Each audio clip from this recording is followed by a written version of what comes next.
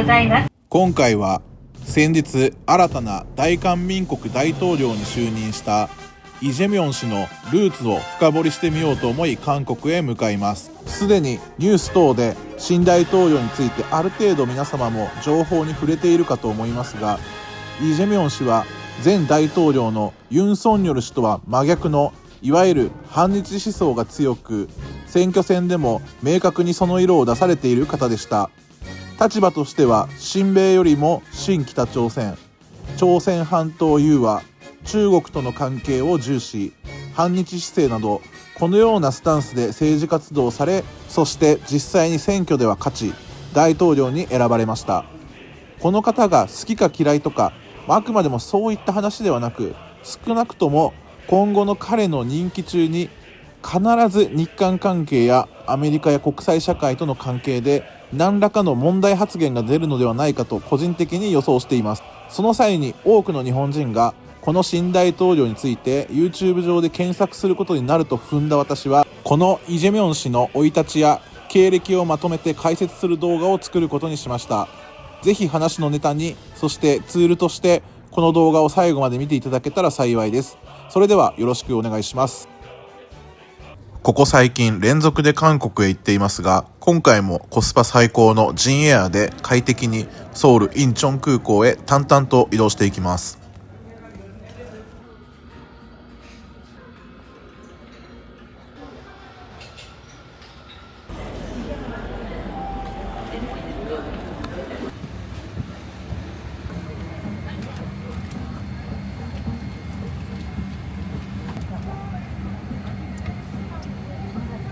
Stars, flip it over your hat. That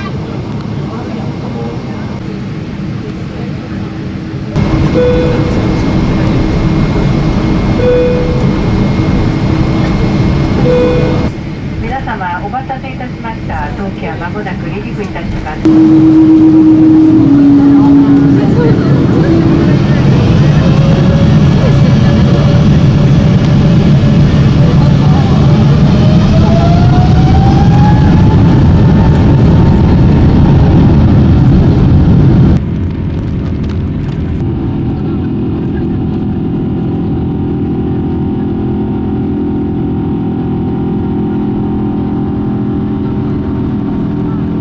名古屋からソウルインチョン空港まではだいたい90分かからないぐらいで到着です。特にお見せするものはないので、このまま着陸のシーンをご覧ください。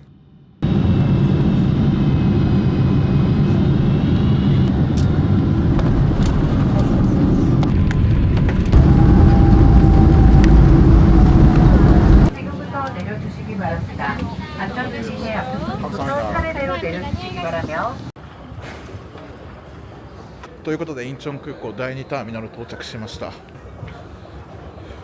この時間いいですね。第2ターミナルガラガラですわ。すげえ空いてる。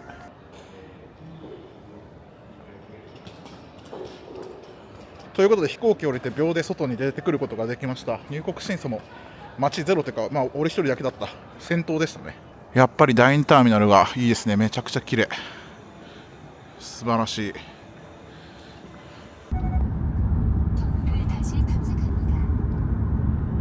それで空港から今回ですね、ホテルというか宿に今移動してきたんですが、すいません、もうちょっとすでに散らかっちゃって動画撮るの忘れてたんで今撮ってるんですけど、私がいつも泊まるウンソっていうエリアがあるんですけど、インチョン空港に近いところで、今回ちょっとそのエリアなんですが、このクオリティちょっと散らかってすいませんが、めっちゃ綺麗ですよね。キッチンも、はい、この洗濯機もついてて、ベランダもついてますね。これでね、一泊ね、4500円ぐらいでした。先ほど説明した通りですね、明日、イ・ジェミョンの、ルーツとされている場所ですね。ソンナム市に行くんですけど、ソウルまで行ってしまうとね、ちょっと、遠回りというか、ちょっとソウルが高いっていうのでね、最近、泊まったばっかりなんですが、避けたいんですよ。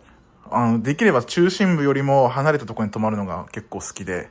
で、大体それでウンソにしちゃうんですけど、ウンソとかインチョンとかのプピョンとかにね、するんですけど、今回久しぶりにちょっとウンソに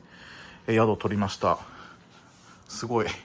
マンション群が、ビル群がいっぱいありますが、はい。明日ね、朝一から行こうと思っております。なんで今日はここでゆっくりしてから行くっていう感じで、今宿に入ったばっかです。はい、トイレも綺麗ですね。シャワーがこんな感じ。ただこのシャワーね、韓国あるあるなんですけど、びしゃびしゃになりますよね、ここね。なぜここまで扉をつけないっていつも思うんだけど、まあいいです。ベランダの景色も申し分ないですよね。素晴らしい。逆になんかすごいね、これね。向こうはインチョン大橋が見えるんですけど、こんな感じで。これすごいね、この景色。ちょっと雲水駅から歩くんですけどね、10分ぐらい。今までもっと駅の近い方っていうか街の方で、そこでも安いんですけど、そこ泊まってたんだけど、今日はちょっと新たなチャレンジでこのエリアに泊まってみました。駅の裏側って言ったらいいのかな。どうしてもね、フライドチキンが食べたくて今、買ってきちゃいました。またこれもすごい量だな。これで12,000ウォンだったんで、まあ、妥当かなと思って。すごいな、これ。今日これを晩ご飯にして、これソースかな。はい。食べようと思います。ということで、翌朝になりました。今ね、インチョン空港第一ターミナルにまた戻ってきたんですけど、これからですね、先ほど言った通り、イ・ジェミョン氏のちょっとルーツをね、辿ってみようということで、どんなところでね、過ごしたのか、そこをちょっと見に行くために、ソンナム市というね、場所に行きます。で、ソンナムは、ソウル近郊の町なんですけど、一回ソウルに行って、ソンナム市に行くって行き方もあるんですよ。地下鉄とか乗り継いでね。ただね、インチョン空港からバスで1本で行けるんで、なんで空港近くに今回宿を取って、直接ね、ソンナムにバスにで行った方が楽なんで、行こうと思いました。タクシーだと大体8000円ぐらい、8万ウォンぐらいかな。地下鉄乗り継ぎで1000円、2000円ぐらいで、バスだと1000円ちょっとぐらいで行けるって感じですね。はい、1回も乗り継ぎしなくていいんで楽なんでね、今からちょっとバスのチケット買ってこれからソンナム市に行きます。それではバスのチケットを買います。まず最初にね、モラン駅という場所に行きます。そこがね、ソンナム市なんですけど、そのモラン市場っていうところがあって、まずそこに行きたいんで、はい、11,900ウォンですね。ということでチケット買いました。だいたい1時間ぐらいでソンナム市に行けます。ちょうどいい時間帯でバスがあったんで、もうこのまますぐ乗って行ってしまいましょう。まだバスは来てなかったですね。5300のバスです。これですね。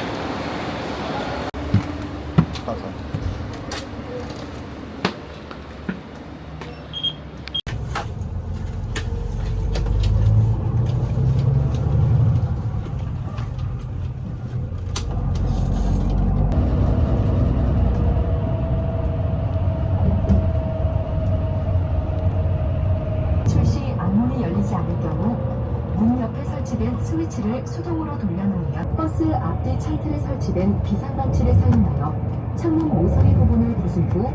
イ・ジェミョン氏は韓国慶尚北道の安道市で生まれました。安道市は韓国南東部に位置する儒教文化の中心地として知られています。貧しい家庭に生まれ、幼少期は厳しい環境の中で育ちました。小学校を卒業後、中学や高校には進学せず、家族と共にキョンギ道のソンナム市へ引っ越しました。当時、市場の裏通りにある半地下の狭い部屋で家族と共に暮らしていたとされています。そして12歳の時、少年工として働き始め、時計工場や野球グローブの工場、合わせて6カ所もの工場を渡り歩き、現場では作業班長の暴力や虐待を日常的に受けていたそうです。野球グローブ工場では作業中にプレス機に左腕を挟まれる労働災害に遭い、今でもその後遺症が残っています。後にこの時のことを彼は人生の中で最も絶望した瞬間だと述べています。極貧の中で遊ぶ時間もお金もなく、厳しい時間を過ごす中で体に障害まで負ってしまい、彼は絶望しました。しかしこの経験が強烈な反骨精神を築き、彼の全ての原動力になります。過酷な労働の中でも勉強を続け、働きながら中卒、高卒認定に合格し、大学へ進学します。その後、司法試験に合格し、弁護士になります。その後は政治家に転身し、ソンナム市長まで上り詰めます。まるで韓国ドラマのような物語です。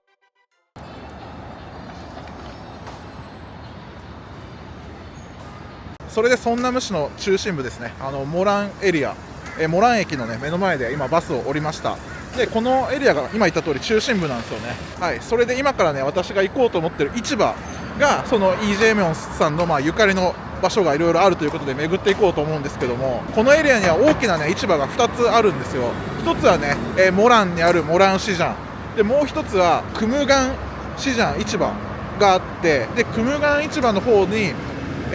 イ・ジェミョン氏がね若かった頃、弁護士時代ですね、によく通っていた食堂があって、まずそこに行ってみようかなと思います。でその後にまたこちらのモランの方に戻ってきて、でその伝統市場とかちょっと見て、あと彼がね働いてたどういったね生い立ちだったのかっていうゆかりの場所もあると思うんで、そこを見ていこうと思います。初めて来ますね。モランは結構にぎわってますね。こちらソンナム市モランの地下鉄8号線の駅ですね。イ・ジェミョン氏はねここ最近誕生した韓国の大統領の中で極めて反日思想が強いということで、先ほどねナレーションでも説明したと思いますが、かなり過激なことにこれからなるかもしれないんで、その時に皆さんねこぞってネットで検索すると思うんでね、この動画をヒットして見てくれるんじゃないかということで、ちょっとこのルーツをね調べるためにわざわざソンナム市に来ております。別に私は彼を支持しているわけでも全くなく、むしろちょっとすいません、ネタ的な感じでやらせていただいております。今から行く市場まではだいたい15分ぐらいですかね、地下鉄で。ちょっと離れてますね、中心部からは。こちらのモラン駅からここですね、823番のナムハンサンソンイック駅、ここに行きます。地下鉄8号線はモラン駅が始発駅なんで確実に乗れそうですね。7分に1本ぐらい間隔です。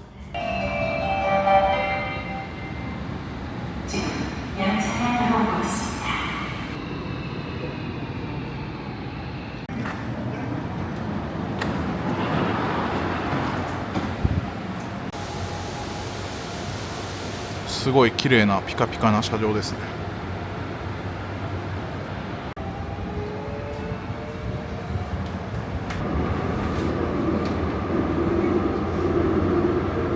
ということで到着しました。ナムハンサンソンイック駅ですね。ちょっと読むのむずいんですけど。ということで到着しました。今から市場に向けて歩いていくんですけど、なんかあんまソウルと変わらん感じがしますね。お店もいっぱいあるし、カフェも多いですし、人も普通にいっぱいいますね。とりあえずまずは今から市場に行って、でお昼ご飯食べますか。そこの大統領が食べてたという15年ぐらいお店に通って食べてたタチウオの煮物みたいな料理があるんですけど、それをちょっと食べに行きます。美味しいかどうかはわからないですけど、ちょっと今日まだ朝ごはんも食べてないんで結構今ねお腹空いてます。この辺なんですかね、市場っていうよりも、市場のエリアっていうだけでどうなんだ。あったあれだ。これがクムガン市場、クムガン市場ですね。この中にねお店があるらしいんですよ。あんま大きくはないですね。ちょっと入ってみましょうか。ドローカルだな。うわすごい肉だ。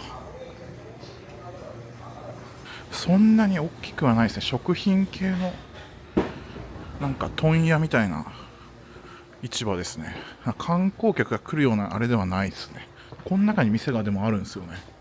ということで市場の一角にですねありました。こちらのお店がイ・ジェミョン氏が通ってる15年ぐらい通ってるタチウオの美味しいお店。他にもサムギョプサルとかありそうですけどね。なんていうお店なのかな。後でちょっとテロップ入れときます。ここで今からちょっと食べようと思います。いろいろねメニューがあるんですけど、特に一番左端ちょっと12,000ウォンに値段が変わってますが、なんか魚の煮た料理があるんですよね。はい、これをちょっと食べます。オーダーしようと思います。おばちゃんが一人で切り盛りしてるようなもうローカルなお店ですごいいい方でした。ちょっと早いんですけどもう作ってくれるそうです。11時オープンって言ったんですけどね、もういいよって言ってくれました。このお店に今でもイ・ジェミョンさんが来てるかどうかはちょっと分かんないんですけど、一応15年ぐらい通い詰めてるところで、多分このお店の人もそうですし、このエリアの人たちはねみんな支持者なんですよね、だから強力な地盤の街なんですよ彼にとってね。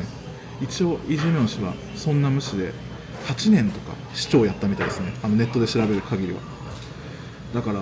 支持者が多いってことはやっぱそういう思想の人たちが多いわけですよね、反日のね。で今バンチャンもらいましたけど、すごい豪華だな。めちゃくちゃ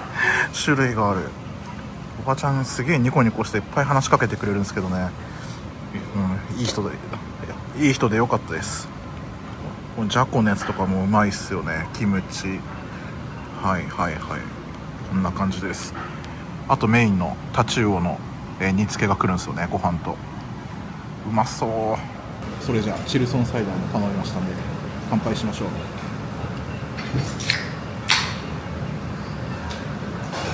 グラスもちゃんと冷えてる。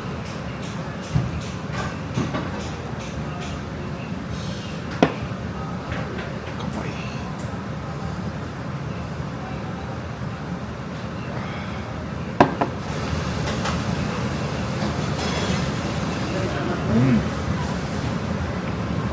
これ何なんだろう。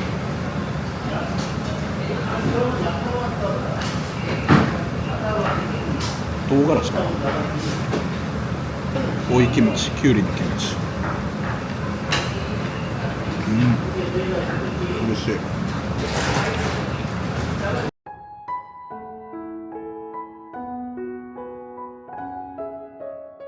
ということで来ました。あれ、なんかちょっと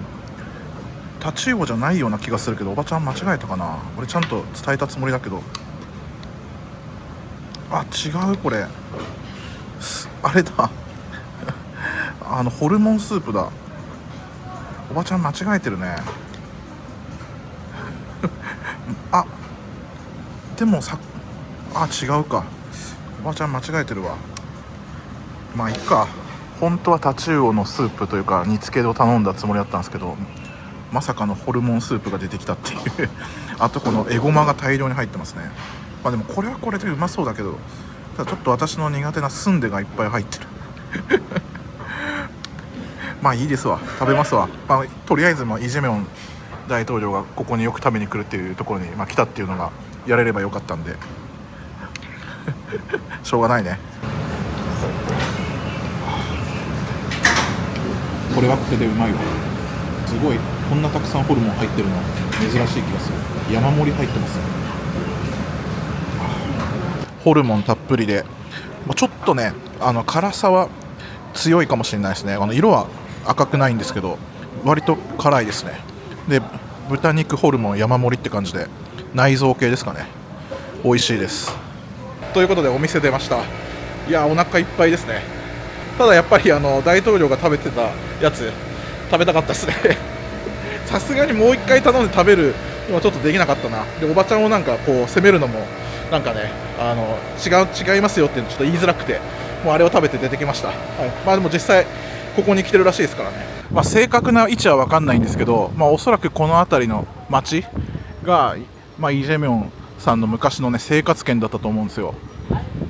2025年6月3日、前大統領ユン・ソンニョル氏の弾劾を受け、異例の大統領選が行われました。イ・ジェミョン氏が当選し、当選確定と同時に新大統領に就任しました。先ほども述べましたが、イ・ジェミョン氏は貧しい家庭に生まれ、12歳から工場で働くなど厳しい環境の中で少年時代を過ごしました。労働中の事故で左腕に後遺症を抱えながらも中卒高卒認定試験を受け弁護士となり、一貫して社会的弱者の支援に尽力を尽くしてきました。政治家として福祉の充実や格差是正に取り組み、庶民派リーダーとして広くの支持を集めています。一方で彼の政策理念は朝鮮半島の融和的統一及び北朝鮮支援、在韓米軍の撤退、日本との関係の強硬姿勢及び戦後の賠償問題の再請求を掲げており、韓国国内の保守層や日米韓での安全保障についても大きく足並みがずれることから、韓国経済や国としての方向性が激変する可能性があり、不安の声があります。実際にね、この辺は歩いてると思うんですよね。彼がまだ政治家になる前とか。ただちょっと昔とはだいぶ雰囲気変わってると思うんで、昔の通りとは違うとは思うけど、ちょっと歩きますか。飲食店が多いですね、ローカルな。で、団地もあって、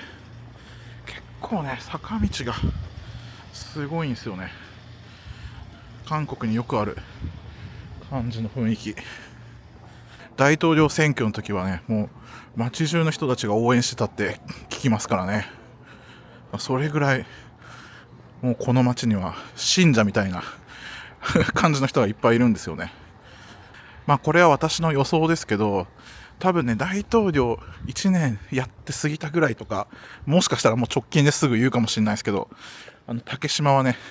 日本のものじゃないみたいなことを多分またぶり返すと思うんですよ。で、彼もね、この政治家、大統領になる前からね、結構その発言してるんですよね。明らかに竹島は韓国のものだみたいな。多分ね、ぶり返すと思います。ネットで調べる限りだと、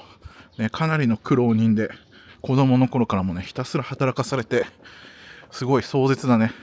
韓国ドラマに本当によくあるようなエピソードを持ってるんですけどね、なんでそういう思想に最終的になってしまうのかっていうのが、ね、なんか日本人としてはよく理解できないですよね。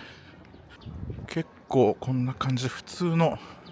住宅街もまあまあありますね。団地がメインなんですけど、この奥とかも全部団地なんですけどね、この辺はちょっと違いますね。アパートみたいな感じですかね。やっぱり半地下の物件がやっぱりありますよね。こんな感じで、現在ソンナム市はね、アートの街とかおしゃれカフェが多い街っていう感じらしいんですけど、でも多分ね、ソウルよりはやっぱ所得が低いというか、裕福な人は少ないと思うんですよね。実際来てみたらね、本当に普通の街なんで、ただ彼のルーツとなっている場所だから、ちょっと動画のネタに見に来たって感じですね。あとですね、イ・ジェミョン氏は安藤市から家族と一緒にね、稼ぐために貧しかったんで、こちらのね、ソンナム市に引っ越してきたんですけど、韓国のよくドラマとかでもあるような、この半地下という家ですかね。今ちょうど市場のね、目の前にたくさんあったんで、おそらく一番物件の中でね、安い、洪水とか起きたら真っ先に被害を受けてしまうような、もうこの半地下の家で家族でみんなで暮らして、そっからね、のし上がったんですよね。すごいと思いますね。あんまり見たことなかったけど、半地下の物件結構あるんだね、このソンナム市。半地下で暮らしたことある人いますかね。日本人の人で、留学とかで。多分すごい家賃は安いんじゃないかな。それで今食事の後なんですけど、ここのね、なんてお店なんだろうね、このベーカリー&コーヒーしか私読めないんですけど、ここのクワベギ、今買ったんですけど1500ウォンで、これめっちゃうまいよって聞いたから、ちょっと立ち寄ってみました。クワベギは私好きなんでね、ここなんかチェーン店なんかな、ちょっとわかんないですけど買いました。めちゃくちゃうまいわ。普通のクワベギとなんかちょっと違う、すごいもちもちしてる、美味しい。この先が団地群なんですけど、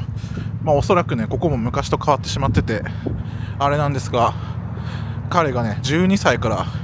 このエリアでずっと働いてたんですよね。さまざまなことをして、その、エリアだと思います。ちょっと正確に合ってるかは分かんないけど、多分この辺でね、12歳ってまだ子供ですよね、からずっと働いてたんですよ。もうこんな感じで新しい団地が全部建っちゃってて、街の昔の面影は多分ないと思います、当時のね。とりあえず今からモラン市場に行きたいと思うんで、もう一回先ほどのねモラン駅に戻ります。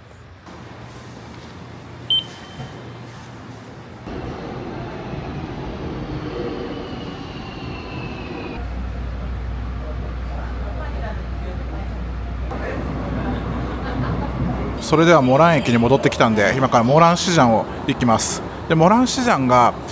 どういった、市場かというと、現在も多少あるらしいんですが、昔はですね、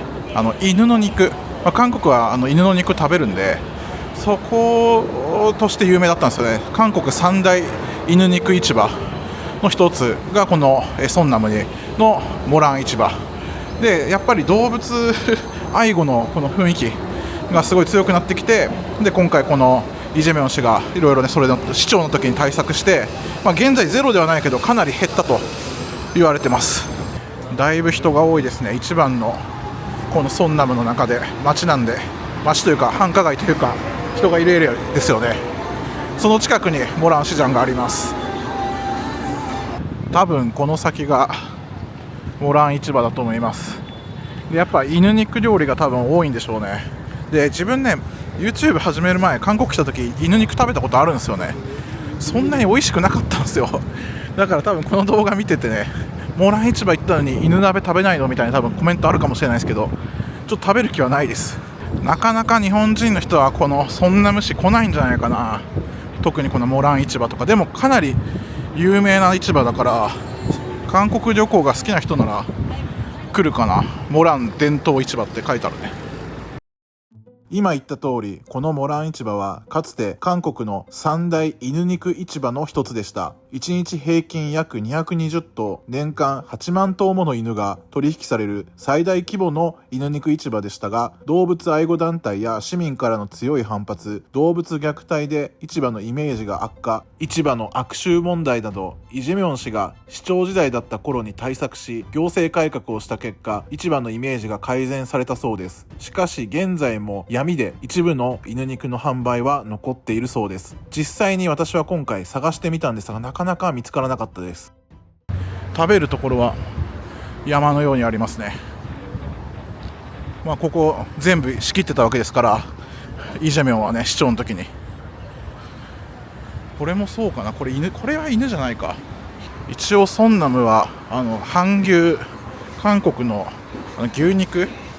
もすごい有名なんですよね。ブランドというか、想像してたより何倍も広いですね。あっちも市場らしいです。なんか屋台がね集合してるような場所があったんですけど、いわゆる観光市場みたいな、台湾とかによくあるような。多分夜からかな。時間が悪いですよね。昼間だと全部閉まってるわ。多分これ夜からかな。それか今日お休みか全部ブルーシートかぶってるんで、一応見ることはできるけど、はい、こんな感じですね。多分まだやってないだけですね、きっとね。この市場エリアが広すぎて、しかも今日快晴でね、天気はいいんですけど暑いんですよね。熱中症になりそう。それではこっちのモラン市場の奥というか隣というかにあるこの商店街を通ってみましょう。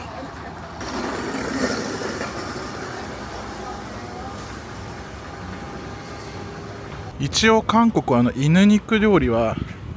表向きではダメになってるんですけど、裏メニューとか、あと許されたところでは売ってるんだったっけな。でも今歩いてるけど犬のあれないですね。完全になくなったのかな。そんなことは多分ないと思いますけどね。自分の探し方が悪いだけかな。Google 翻訳でお店のメニューとか看板調べてるんですけど、一つも犬料理のお店とか看板出てるとこはないですね。看板には出てないけど裏メニューなのかな、やっぱり。それかもう完全になくなったのか、どっちかですね。すごい、こんな圧力鍋で肉を煮てるお店ばっかですね。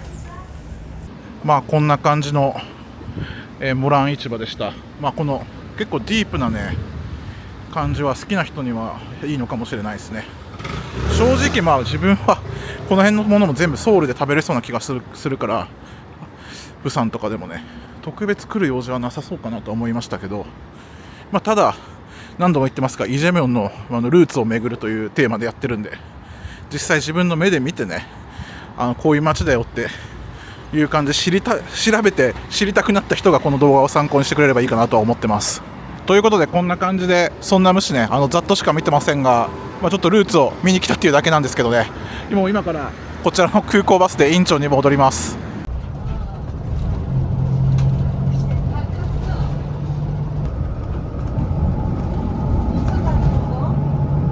ということでホテルに戻ってきました。今回こんな感じでですね、イ・ジェミョン氏のルーツを探ってみるみたいな感じで、普段ね全く行く用事がないソンナム市にねちょっと行ってみたんですけど、皆さんどうでしたでしょうか。こういった話をねする、人っていうのはあんまりいないと思いますけどね、 YouTube で。なんであえて逆にちょっとやってみたっていう感じなんですが、私のちょっと個人的なお話を今からすると、見識ですね、考え方を話すと、以前もね、やっぱり定期的に反日大統領みたいなの韓国で誕生するんですよ。ですごく盛り上がるんですよね、世論が。その時もすごく反日活動とか街であったりとか、今日本人が行くと韓国危ないとかね、そういう状況に、コロナ前ぐらいかなったんですけど、実際ねそれも、私の体感としてはその時も行きましたけど、普通でしたし、別に一般の人たちがね攻撃してくるとかそういったこともなかったですけど、ただ韓国にも行ったことがなくて、日本の中で、多分ニュースをね見てる人たちの意見がすごいあるんですよ。韓国はこうだみたいなのがね。だけど旅行に関してはね、多分今後この動画を出した後とか、その最中にそういったね摩擦的なことが起きたとしても、多分普通に行けると思う。で、特に若い世代の人たちはあまり関係なくね多分交流もすると思うし、ちょっと今回忘れてしまったんですけども、今韓国の入国ね、日本人専用レーンっていうのもできてて、今回私は第2ターミナルからの入国でそもそもガラガラで空いてたんで、日本人レーンすら使うことなく、普通に見ることもなくねちょっと確認もするのも忘れるぐらいサクッと今回入国できたんですけど、そういう交流というか、日韓同士の移動をねもうちょっとスムーズにしましょうとかっていうのをやってるので、わかんないですよ。もしむちゃくちゃな発言をして、そういうのもやめだみたいなになる可能性もゼロではないですけど、多分巷で言われてるね日韓問題が特に反日大統領が生まれると、もう韓国に旅行に行けなくなるとかね、韓国人来るのをやめようとかね、そういうなんかブツブツちっちゃな話題は出てくるかとは思うけど、そのような話題は出てくる可能性はありますけど、多分問題なくいけるんじゃないかなと思います。私はね頻繁に韓国にも、乗り継ぎだけとか、家事のしにあと飯を食いに来ることも多いですし、なんなら中国もねすごく頻繁に行ってるので、年齢層的にどうだろうね、50歳以上ぐらいの人たちに関してはね、この2カ国大嫌いな人が多いじゃないですか。だから私がねそっち側を味方してるみたいな風に思ってしまう人もいるかもしれませんが、しっかりね動画を見ていただければ、私のね意見っていうのはいかに平等で皆さんにね分かりやすく説明してるのかなと思いますし、私は日本人なんでね日本人としての一番なんていうんですか、心は持ってるつもりなので、どっちが好きだとか嫌いとかっていうよりも、私は一番日本が好きですから、見方とかはないんですが、実際ちょっとね YouTube 的に今回すいませんこれだったら皆さん興味を持ってね再生されるかなと思って、ちょっと刺激的な内容にはなってたかもしれませんが、実際のところね韓国ドラマのような生い立ちエピソードのある超反日大統領って言われてる、このネタとして素晴らしいなと思ったんでね、あんだけ過酷な幼少期、そして青年期を過ごしてですね、すごく大変な状況から弁護士にまでなって市長もやって、で今大統領じゃないですか、ね、そんな人がそういう認識で発言をしてしまうんだなっていうふうに思ったのが、ちょっと私の意外だったなって思ったところと、今後の影響ですね、それをちょっと自分の中でまとめてみたっていう、影響の話はもうしてないかもしれないけど、今日朝からねソンナム市行ったんですけど、もうちょっとね見どころはあります。正直言えばミュージアムでしたっけ、アートセンターミュージアムとかいわゆるその芸術の街って言われてるんで、そういったところを見たりとか、おしゃれなカフェがいっぱいあるところとか多分あるんですけど、ちょっとね疲れちゃったっていうのと、あんまりそこはこの動画でね趣旨に合わないかなと思ったんで省きましたけど、いわゆるソウル近郊の中級都市ぐらい、所得とかもソウルに比べたら多分低いでしょうし、物価もちょっとその分安いとは思うんですけど、その分結構ねアクセスもいいと、ソウルにね。私は今回インチョンから行ってるんでちょっと遠かったんですけどね、そんな感じですが、街としては全然普通かなと思いました。韓国マニアの人たちはね食事とかB 級グルメ好きな人たちはああいうとこ多分喜ばれるんじゃないかなと、庶民的な感じでね、思いました。ということで今回この動画はこれで終わりたいと思います。皆さんよろしければ感想をコメント欄に書いていただいて、優しい言葉でね、あと高評価とチャンネル登録もよろしくお願いします。ご視聴ありがとうございました。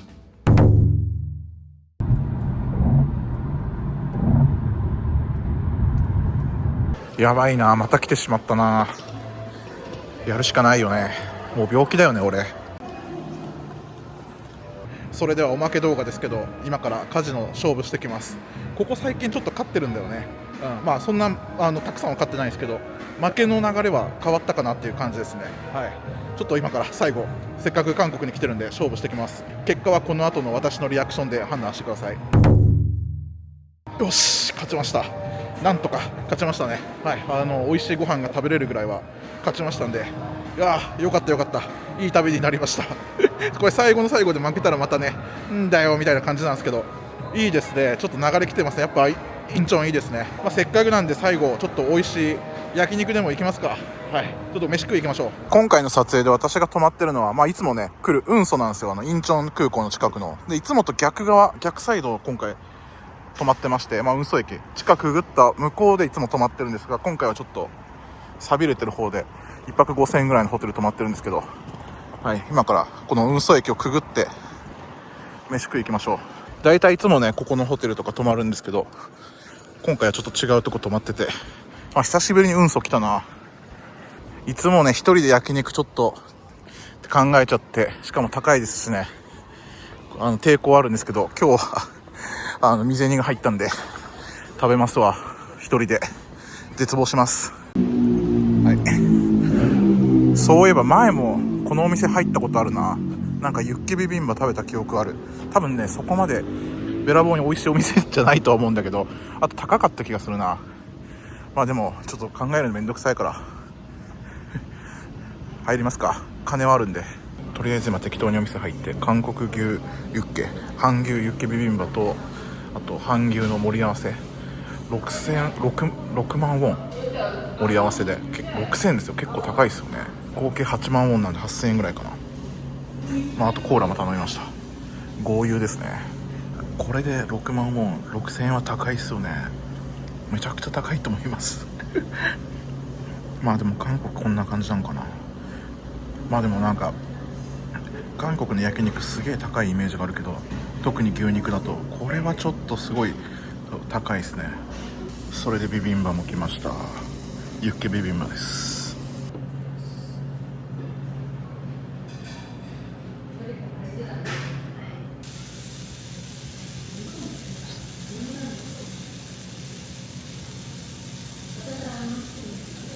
これハラミですね。